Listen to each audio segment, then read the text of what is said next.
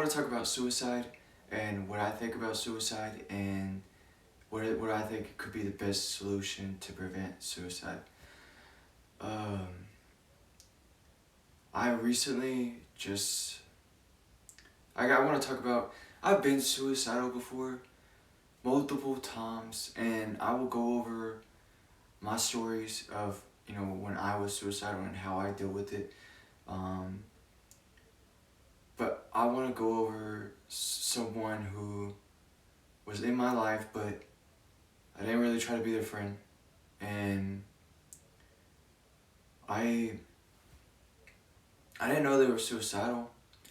But if I would have been paying more attention and been more aware and just gotten out of my own head and stopped being so focused on myself and my problems, um, I think I would have caught it. But I can't blame myself, for someone's choice. But I can try to help other people not make that choice going forward. And I kind of want to talk about him real quick because they say. I mean, I don't want to like just expose him or anything, but I think of the saying of like you die twice in this life. Once is your actual death, and the second is the last person to speak your name. And I don't. When I say his name, I'm not trying to embarrass him or anything or expose him. I'm not even gonna reveal his last name. I'm just gonna reveal his first name so that it can make more sense in terms of how I viewed him. Because my name is Christian, and I'm a white man, and his name is Christopher, and he's a black man. And he had long dread hair, and I had long hair. And just that alone, our physical appearance and our names can be similar, even though we had different skin colors, right? But that's not enough for me to say, oh, this is someone like I could be really good friends with, right? And thing is though, like I could be antisocial and I could just be, I just don't want to be around any kind of people, even like like my roommates. I don't want my roommates knocking on my door all the time. With the word introvert and stuff like that, but I'm not that much of a social being, and I'm trying to work on it. But the conversations when I did socialize with him, the conversations that me and him did have, it was I don't know how obvious it was to me back then, but to me now it was obvious. It's obvious now that we had stuff in common, even though we probably had different approaches towards life. We still had a lot of common ground, but we just had a lot of communication barriers too. And so, what do I mean by common ground? Obviously, I play video games, I watch anime, I could be a nerd and stuff like that. And, he likes to fish, he likes to work on cars, and he likes to play basketball, okay? And I also like to work on computers. But here's the interesting part, right? The conversations that me and him did have, right? I remember him telling me that he was dealing with some problems, like with his girlfriend and everything. And, he was trying to get his mind off things, but I didn't ask him, if he wanted to talk about it. And, I had thought, okay, let's just talk about anything else except his problems. Maybe, that would help him get his mind off things. But, I can't change the past, but the conversations that we did have, when he was explaining, how, he had a YouTube channel where he would, he was a mechanic and work on cars, and he would post some of the things that he did and, some of the cars that he worked on. And he would try to help other people and teach other people about how a car works. And he was explaining to me and teaching me how a car works. And he said, man, it's a lot similar to the human brain, human body, the workings of a car. And I've heard this before from other people, but, how he explained it, I was like, dude, that's kind of like how a computer can be similar to the brain and body. I think of like how, the RAM and, the graphics card and the power supply and all these different computer parts that make it up, just like how we have the brain, we have the lungs, and, all these different parts that make us a human. And so we kind of, dived into that a little bit, but it was just like, and he even told me, man, he was like, dude, if I, got to the point where I got my own business and stuff, man, I could train you on how to do this and stuff like that. I could give you a career and stuff. And so he was, he did try to be a friend to me and wanted to lift me up. And, you know, because we were both working at a fast food job. And so it's like, he was saying, man, if I got put on to something and I got something going, you know, I would want to help you, you know, too. And so that, I already liked that about him saying that, stuff like that. But it's like, you know, in my mind I'm thinking, man, I'm not really into that much into cars and stuff. But, you know, thanks for offering, you know, trying to teach me. And I like learning new things though, so, you know, I might give it a shot. But, I mean, that's what I was thinking in my head. You know, I have tried to learn how, you know, my stepdad was a mechanic. I have tried to learn, you know, the workings of a car and stuff like that. But I'm more of a computer kind of guy, and I am, you know, I will be more, I would, if someone came up to me and like, Christian, I want to teach you how to, I don't know, like change spark plug and wires, or how to do oil change and stuff like that, I think I'm going to be more willing and open to actually try to learn that stuff now, because I want to learn. I like to learn as a human being, but anyway, that's, I'm sidetracking. You know, we had those conversations about how a car can be similar to the human mind and how a computer can be similar to the human mind, and we connected over that, right? And then we had, I think, another conversation. Oh yeah, when I was going to college in psychology, I had told him about it. Hey man, I'm actually in college right now studying psychology. And he was like, oh dude, that's pretty cool. You know, I thought it'd be cool to do, like, learn how people work and stuff. And I was like, huh. I mean, but he was like focused on his mechanic career and stuff like that. But he was saying, like, you know, if I wasn't doing this, you know, I would probably want to do that too. You know, I'm not saying that's what he said, but he was saying that's cool, you know, to understand how people work and stuff like that. And so he showed interest in, you know, me, you know, going to college for psychology. And we've already connected. Well, I don't know if this conversation happened before or after the mechanic and computer conversation, but just from those two conversations, I can tell, man, that if I were to share, like, I like to express myself and what I think about the mind, and like to play with the mind and stuff like that, and play mind games.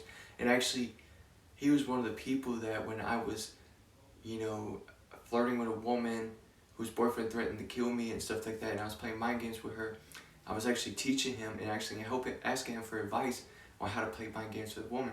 Like, how do I, like, get her out of my head? And he was, you know, trying his best to help me. And when he was dealing with problems with his woman, I don't think I tried my best to help him. And so I didn't really return the favor, and I feel bad for doing that. I feel terrible. But, like I said, I can't change the past. But I don't want other people to make that choice again. Because I was suicidal, and magic mushrooms saved me the first time. And why I was suicidal was I didn't want to participate in life anymore. I didn't want a career. I didn't want a wife that was going to cheat on me. I didn't want to be chasing money that won't make me happy. I didn't want to be doing all these things that, like, it just, I didn't think that I could be happy in life. And I didn't want to go to college. I did not want to do any of this stuff. And I did not like school. And, you know, I deal with insomnia, anxiety, depression, all of these different mental health problems, but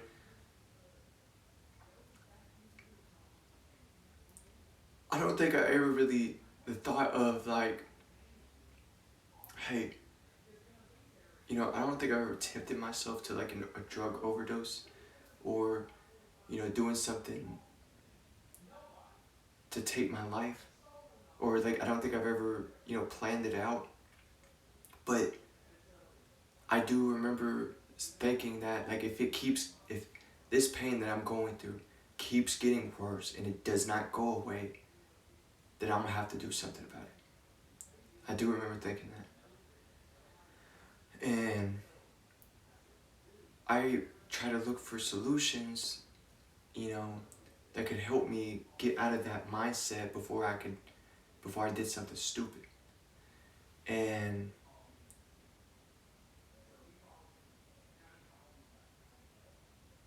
you know, I tried meditation, I tried smoking weed and all these things, and they were beneficial for me, and I feel like they helped me. But the thing that really got me, because yes, I wanted the pain to stop, and I did not want to deal with the pain anymore. I did not want to live life. Well, I did want to live life, but I wanted to live life without all these mental health problems and depression and all these things, right?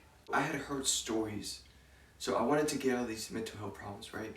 And you know, I tried my own, you know, solutions, which is meditation and, you know, smoking weed and stuff. And I've heard, you know, I've done LSD in the past, all right, before this, and LSD has helped me too, you know, in terms of understanding the ego and, you know, what it means to have a inflated ego, and to, you know, only be thinking about yourself all the time, and how to separate yourself from the ego and stuff like that. But LSD and mushrooms are very different, and I had access to LSD first before mushrooms. But when after I've taken LSD and smoked weed and meditation and all that stuff, and before I've taken mushrooms, and I was entering an almost suicidal mindset, where I wanted the pain to stop, I've heard stories of mushrooms healing people, and how people can have spiritual enlightenment just off of one magic mushroom trip. And I've heard stories where people take magic mushrooms one time and they quit cigarettes, they quit alcohol, they change their whole lives just off of one magic mushroom trip. Now, I've also heard stories of people having mushroom trips, or, you know, any kind of psychedelic trip, and having like a bad trip or a nightmare. And, you know, that can be traumatizing. It makes you not want to do it again. So it could be you know, you would think it might be a gamble of like, this thing can heal me, enlighten me, and make me not want to take my life.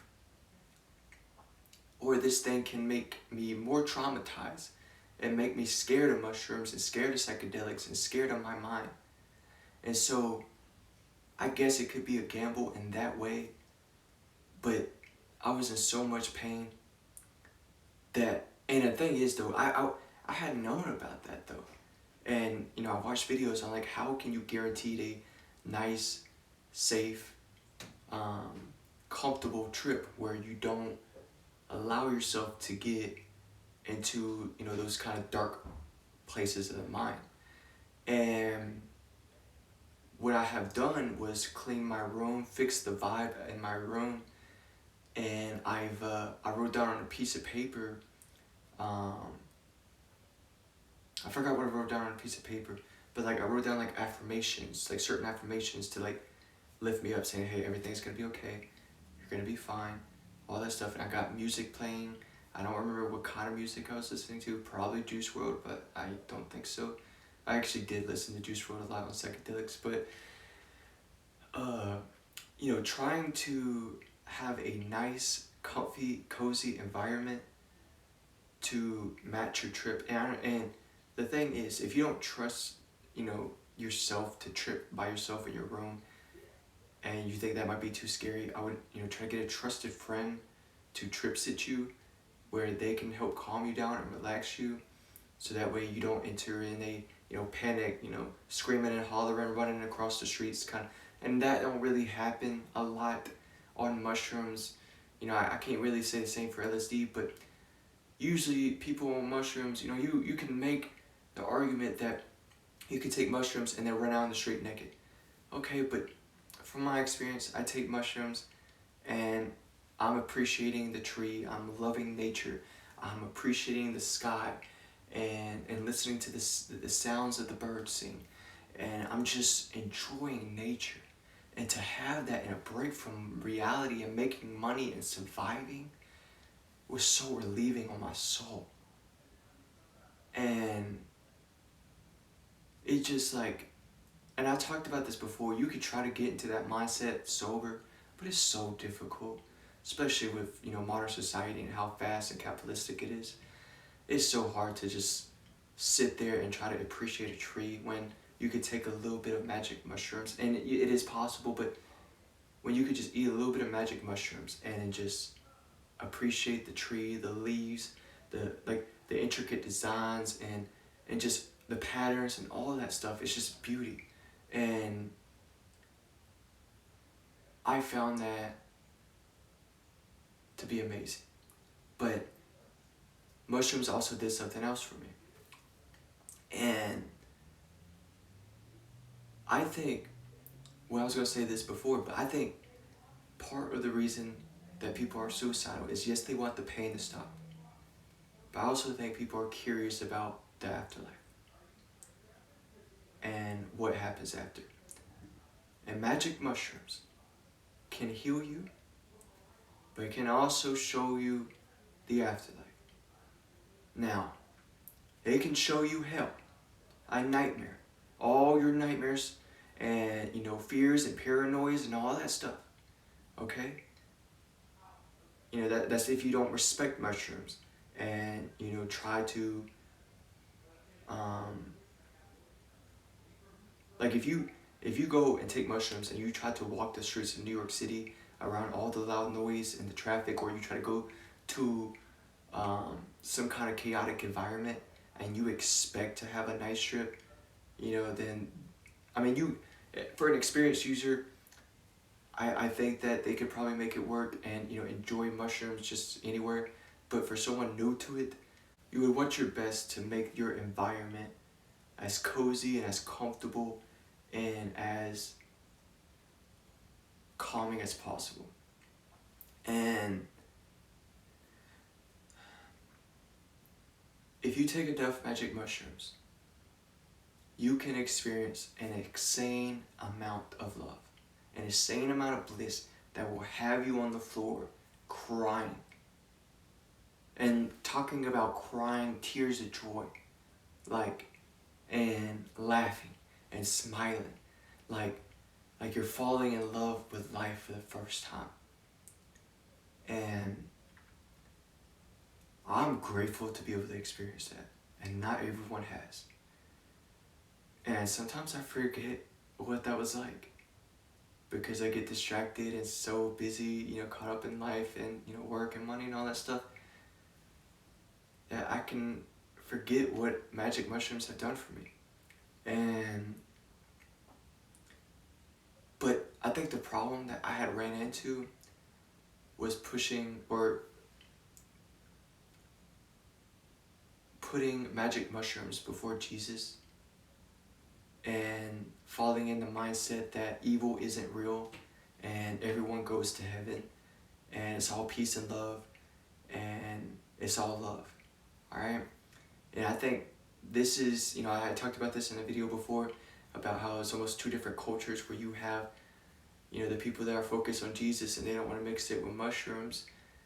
And then, they're kind of like the South Bible Belt, and then you have the California hippie culture, which is, smoke weed, eat magic mushrooms, peace and love. It's all love, but they don't really, some of them do, but they don't really mix it with Jesus. And I think that believing that everyone goes to heaven, first of all, for me, it confirmed that there is an afterlife. When you take magic mushrooms, you won't doubt anymore, okay? But don't let yourself get tricked to think that everyone goes to heaven. Now, I'm not trying to tell you what to believe. I would recommend you take magic mushrooms yourself, and honestly, I would recommend, for people who are suicidal, from my research, and I'm still doing research on it, but the place in America where it seems that we can do it in a safe and legal way is Denver, Colorado, where they have healing centers and people around to reassure us and to help us, so that we can take it in a way that can be therapeutic and healing, and surrounded by people that are in full support of it. And I would recommend that's what people do. And I do plan on having a trip. I want to plan a trip to Denver, Colorado. But if you don't have access to magic mushrooms right now, and you think that you could be dealing with some suicidal thoughts, and you could be dealing with some mental health issues and a lot of pain that you're holding inside, I highly recommend try to plan a trip to Denver, Colorado, and have a mushroom trip, because it will do wonders for your mind. And I mean that. But I'm at a point now where I still love mushrooms, and I can't ignore what they've done for me. They've saved my life. But I have to put Jesus first. And I want to bring Jesus and mushrooms together and be able to talk about it with other people, because I think these are the only two things, because when I was suicidal the first time, mushrooms saved me. And then when I got suicidal the second time, I did something to take my life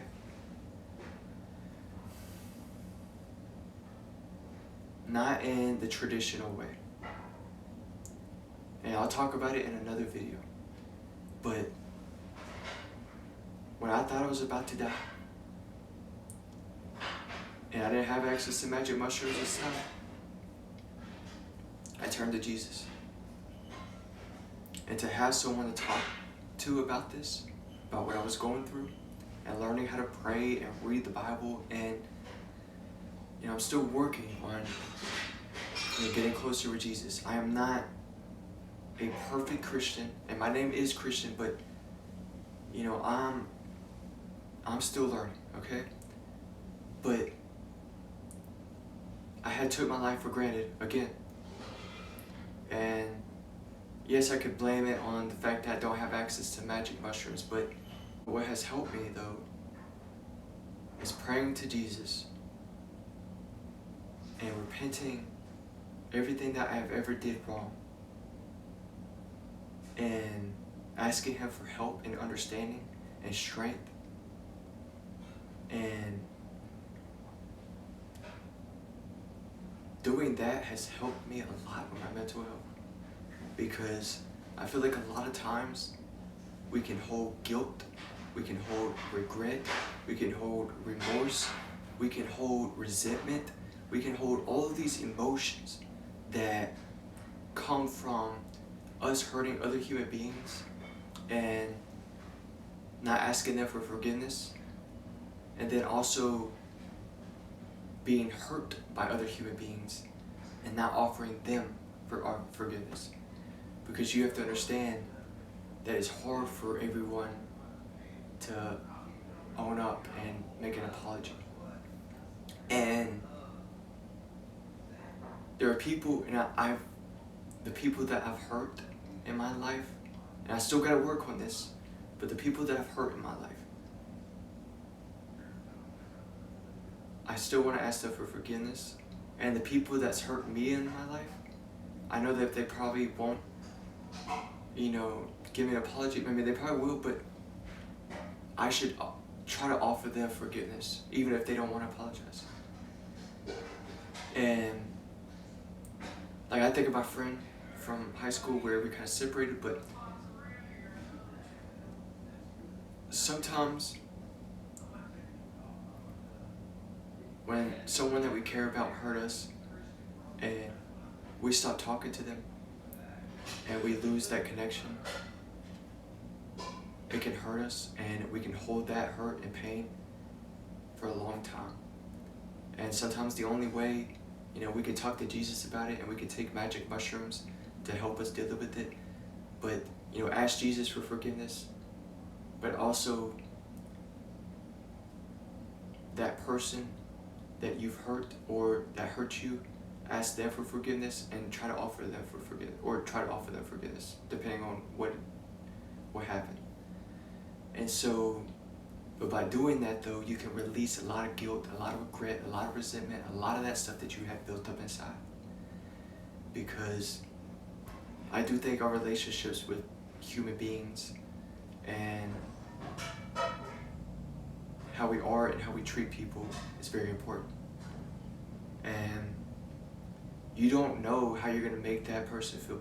Let's say there was someone in high school that bullied you, right? And they're dealing with it's hard for me to get into the mind of a bully. You know, I could have been, I've probably been a bully in my life before, but let's just say in high school that somebody had bullied you, okay? And you had reached out to them later on in life and say, hey, I want you to know that, the way you treated me in high school and everything, I want you to know that I do forgive you.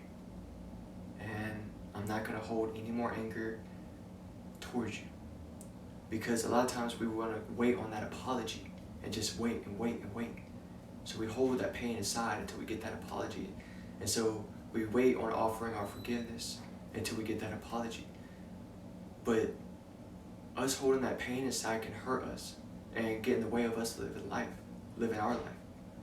And so we can free ourselves by, I think the first step, like I said, is talking to Jesus about it, because building the courage to talk to Jesus about what you did wrong and, your problems and all that stuff can help you build the courage to talk to the actual person that you have the problems with. At least for me personally. And then when you talk to Jesus about it, and then you talk to the people that you had the problems with about it, and then you try to work it out with them and have forgiveness, and then you also try to talk about it with the world. And what do I mean by that? Like my issues with my mother, I didn't really want to talk about it because I didn't think anybody would want to hear it. And I've forgiven my mother, and I don't know if she's forgiven me. I should probably ask her for forgiveness for how I treated her. But I feel like I said, I've already talked about it, asked the world for forgiveness in that video, but building the courage to talk to Jesus about it, and then building the courage to talk to the person about it, and then building the courage to talk to the world about it, that way that the world can learn from you and you can help the world. Because I guarantee you that me and the issues that I have with my mother are not special or unique, just between me and her. And me and her, son and mother, we have the only problems that a son and mother can have, and nobody else can relate to, and nobody can learn from. I guarantee you, though, me opening up and talking, I'll try to make a video about me talking about my mom and everything, but I guarantee you that me opening up about my relationship with my mother and, our troubles and our problems and the things that we had to go through and work through, me being able to talk about it might be able to help someone else with their mother. And so I think this is something that we're going to have to do, because a lot of times, and I could be a coward, I could be scared to, speak up and stand, stand up for myself and defend myself, and I could just be scared to speak. But what that can do, though, is being like me not asking Christopher if he wanted to talk about his problems. Me not doing that, and maybe I was a little scared, or maybe I'm not quite sure, and I still need to understand. Maybe I wasn't ready. But if I would have had built the courage to speak, and we would have had that conversation, it might have changed the outcome. And it might have changed a lot of things. So us holding back and not speaking up, I think, is a problem. And so, I gotta work on it myself. I'm not perfect. But I do think Jesus and mushrooms, magic mushrooms. Well, mushrooms overall, God, I'm preaching all mushrooms, but Jesus and magic mushrooms help us deal with our problems and have the courage to talk about our problems with the world and help the world.